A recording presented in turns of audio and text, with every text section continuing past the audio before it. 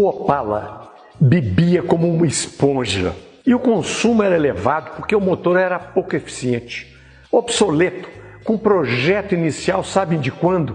Da década de 30, com alguns aperfeiçoamentos na década de 60.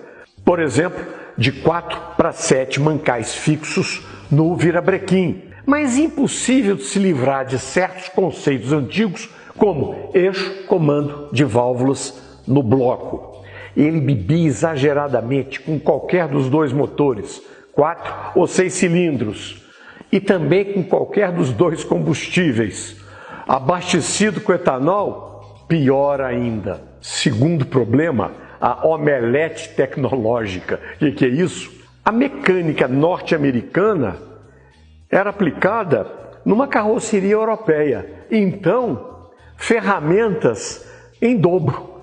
Polegada para a mecânica, em milímetro para a europeia, o que complicava tanto na linha de montagem como durante a sua manutenção. Ferramenta, equipamento, máquina, tudo em dobro. A GM acabou botando um final nisso ao padronizar todas as medidas em milímetros europeus. Terceiro problema, trincas nas longarinas. Como assim? Essa mistura de projetos europeu com norte-americano resultou em motores muito pesados na frente, principalmente os 6 cilindros, enquanto que o Opel, o alemão, tinha motores mais leves, de 1,5 litro até 2,5 litros só. O Opala de 6 cilindros era quase 200 quilos mais pesado que o de 4.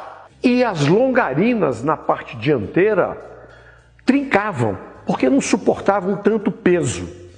Além disso, a estrutura era frágil e chegava a se movimentar quando o motorista esterçava todo o volante, principalmente no caso da direção hidráulica. Quarto problema, suspensão dianteira. Ela era uma fonte de problemas e despesas para os donos dos carros, porque obrigava uma troca frequente de buchas. Pior, muito mais grave, o pivô da suspensão provocava a ruptura da fixação da roda, que simplesmente costumava se soltar. Imagina a dor de cabeça que isso deu para os engenheiros da fábrica até resolver o problema. Quinto problema, e não era um probleminha, a roda traseira se soltava. Além da dianteira, não era incomum a roda traseira também ir embora com semi-eixo e tudo, porque eram 2 fornecedores de diferencial, Braseixos e Dana. No primeiro, no Braseixos, a fixação do semi-eixo era por um anel, uma junta elástica, que se rompia e ia tudo embora. No diferencial Dana, a fixação era por um flange, bem mais robusto e que impedia esse verdadeiro desastre. Sexto, vibração do motor 2.500, o 4 cilindros. Na verdade, ele era um 6 cortado, como se fosse serrado. Para quê? Redução de custos. Porque entre o motor de 4 e o de 6 eram os mesmos pistões, bielas, bronzinas, mancais móveis e fixos, era tudo a mesma coisa. Mas o motor vibrava desde que o motorista girava a chave para acionar o arranque, já sentia vibração. Sétimo problema, dificuldade na alimentação dos cilindros. O motor era muito obsoleto. E um dos problemas era a alimentação. Com um carburador, ela até ia bem no 2.500, de 4 cilindros. Mas, no caso dos 6 cilindros, o segundo e o quinto tinham problemas de alimentação, faltava mistura. Se aumentasse o fluxo no carburador, o segundo e o quinto eram melhor alimentados, mas aí dava excesso nos demais.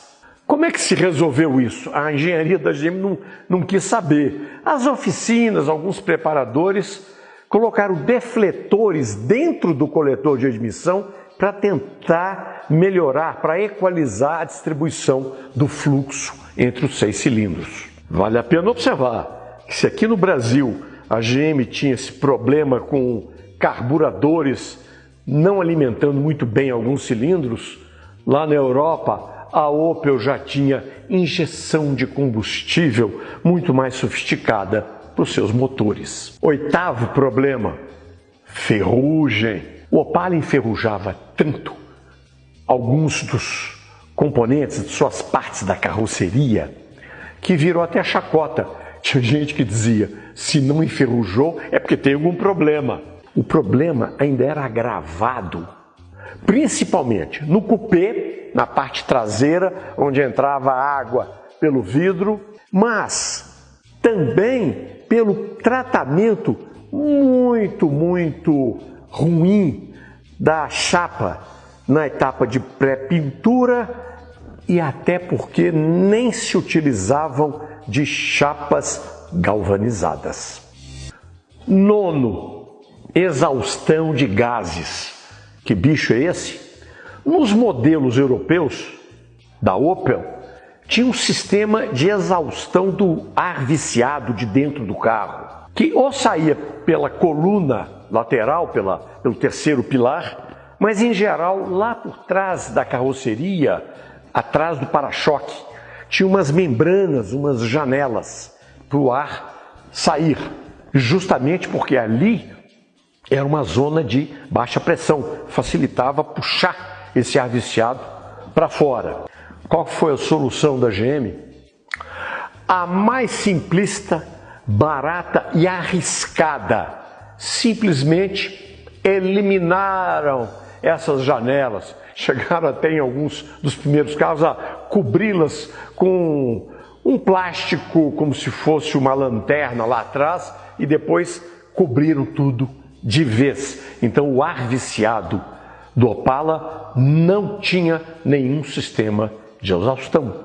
10º e último problema da minha lista, porque quem procurar vai achar muito mais, hein? Vazamento de óleo do motor. Assim como a ferrugem, vazamento de óleo do motor era marca registrada do Opala. Eles brincavam, se não vazou é porque tem alguma coisa atrapalhada. Qual que era a origem do problema? Os engenheiros da GM sabiam muito bem. Era uma gacheta na ponta do virabrequim que devia segurar o óleo, mas fracassava.